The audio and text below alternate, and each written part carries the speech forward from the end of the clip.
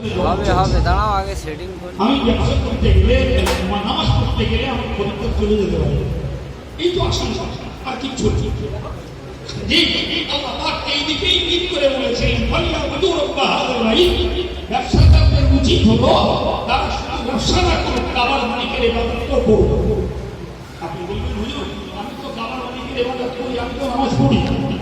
আপনি জানেন তো যে নামাজ পড়াটাও যখন বিধান তখন কোরআন বলেছে, ওর কারণ আমার রতে নেই, যারা রুকু করছে তুমি তাদের সঙ্গে মিলে রুকু করো। মুফাসসিররা বলেছে ভাই সাল্লু মাআল জামাত, তোমরা জামাতের সাথে নামাজ আদায় করো। তাহলে আমি নামাজের ভূমিকা পালন করলেও আমি নামাজ জামাত সহ পড়ার ভূমিকা ত্যাগ করে বসতে তাই রাসূলুল্লাহকে ছেড়ে দিয়ে যারা ব্যবসার প্রতি ধাবিত ভাই পরে মানুষের মানসিকতা আরো বেশি অর্থমুখী, আরো বেশি উন্নয়নমুখী, আরো বেশি দুনিয়ার ডেভেলপমেন্টের দিকে এগিয়েছে।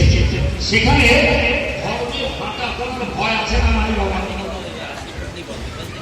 ধর্মের ফাঁকা করার ভয় নয়, ভয়কে উতরিয়ে যারা ধর্মকে রক্ষা করে ব্যবসাকে চালিয়ে যাবে।